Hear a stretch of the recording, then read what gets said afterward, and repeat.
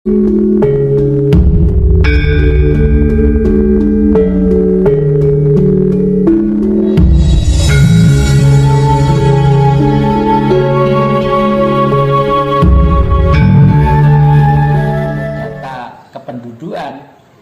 dunia, jumlah wanita itu berbanding berapa gitu ya, 7 berbanding 3 atau apa gitu ya, 7 wanita 3 laki-laki gitu ya. Ini akan membawa dampak situ, dan wanita bagaimanapun sudah menjadi tumpuan pertama bagi laki-laki untuk mengendalikan keluarga mereka masing-masing, baik itu dalam lingkungan sudah keluarga atau belum.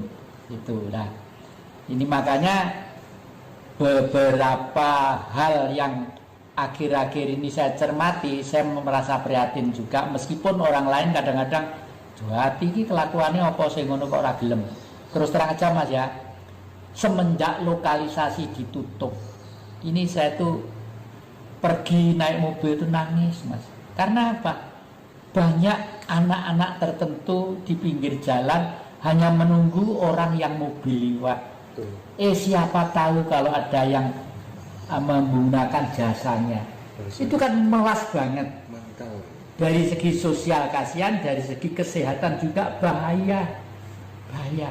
Tapi bagaimana? Saya sudah terlanjur menulis di dalam buku ini, kita harus melampaui zaman yang namanya sakit terhimpit sampai ke langit.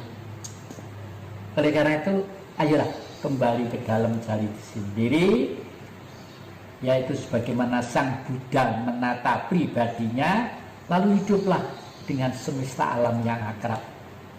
Dan ini sudah dilaksanakan di era Mojopahit dengan simbol Siwa Buddha, yang pusaka Mojopahit saya simpen dengan baik, ada di sebelah sana itu. Siwa Buddha. Siwa itu angkasa, Buddha itu manusia yang sudah diberi kekuasaan hidup di bumi, supaya menggali jati dirinya ke dalam, sehingga paham bahwa fungsinya itu adalah perwujudan Sang Maha Kuasa, bahwa sinar sudah diberikan kepada otaknya. Beradablah, hiduplah yang serasi, selaras dan seimbang dengan budaya-budaya yang lain. Cintailah binatang-binatang, cintailah apa saja dan semua saja. Hukumnya adalah cinta kasih. Duduk yang sadar kan mungkin cuma Mas Hendra dan kawan-kawan termasuk Jati, tapi mayoritas kan tidak sadar. Amerika, blok barat misalnya, karena sudah menganut ideologi yang namanya kapitalisme. Kapitalis itu backgroundnya adalah liberal, kebebasan manusia diberi kebebasan yang sebebas-bebasnya. Oleh karena itu di sana diberi hak untuk melaksanakan, untuk menjadi orang yang sekaya-kayanya. Teorinya memang benar, tapi teori itu lupa bahwa orang yang mengabdi kepada material sekaya-kaya akhirnya akan menjadi binatang. Lalu tega ekspansi, menjajah ke sana, menjajah kemari, dan lain sebagainya. Demikian juga komunisme. Komunisme itu semula dari kata komune, artinya himpunan. Di Cina penduduknya yang sudah 1,3 miliar, itu logis saja kalau dihimpun dengan kekerasan dan ketegasan. Kalau enggak ya waduh, nggak bisa membayangkan saya. Tapi karena butuh persaingan, lama-lama membentuk militer. Kapitalis membentuk militer, sana membentuk militer. Mesti membuat rudal, membuat senjata, membuat meriam dan sebagainya, dua-duanya. Targetnya apa? Menyelesaikan masalah hanya satu, dengan apa? Dengan perang. Perang itulah kekerasan. Kekerasan itu adalah kehancuran. Kehancuran inilah sebenarnya jalannya setan itu sendiri. Karena setan itu adalah manusia yang nafsunya tak terkendali. Nah, buku 1 kontainer, buku kitab suci 1 kontainer, dan buku ilmu politik 1 kontainer, saya ringkes hanya jadi 1 lembar. Yang salut terhadap buku saya 1 lembar itu duta besar Rusia yang datang sendiri ke sini. Ya ini teori yang saya cari, bilang begitu. Wanita waktu itu duta besarnya datang ke rumah ini ya. Saya merasa ya syukurlah Bu, kalau memang begitu, memang tugas kita adalah melanjutkan cita-cita Bung Karno, Tidak ada Rusia, tidak ada Cina, tidak ada Indonesia, tidak ada Amerika, Negro dan sebagainya. Yang adalah umat manusia yang harus hidup bersama, keseimbangan, keserasian dan saling bantu membantu. Pak Hasyim Muzadi almarhum tahu ya? Ya, buku tahu. Bahkan yang nyetak almarhum Pak Hasyim Muzadi tentang jagat merenovasi diri itu. Yang pertanyaan terakhir, KTP saya Muslim Islam, ya kan? Terus kemudian saya menghormati tokoh-tokoh Islam yang berpikir apa ya, dia tidak eksklusif ya, mau merangkul agama apa saja.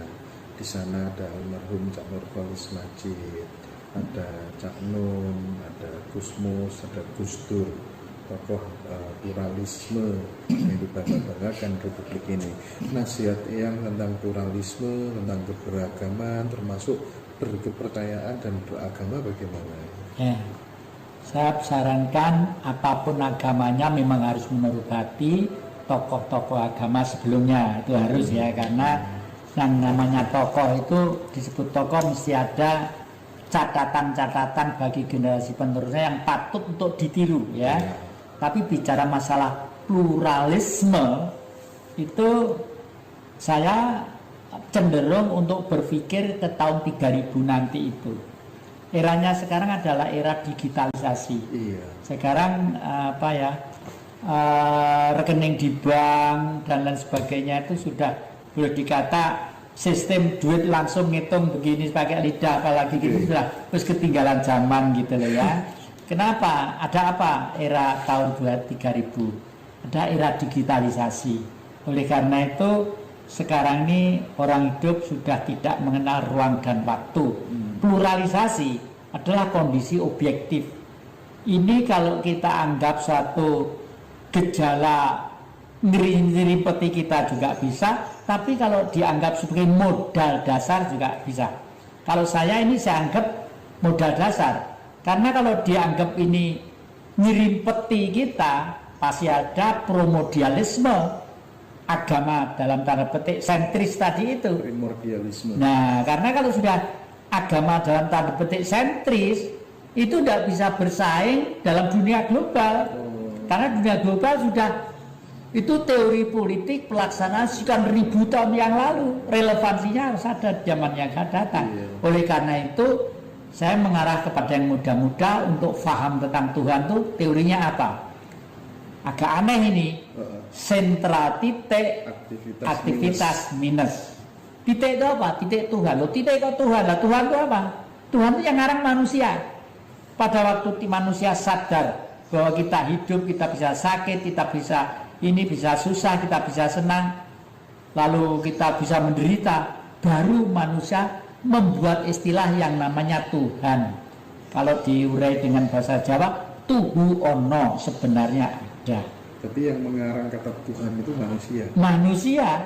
Nggak mungkin kerbau ngarang Tuhan, sapi ngarang Tuhan. Bisa dibilang yang membuat, yang mengadakan kata Tuhan itu ya manusia. Manusia, ya.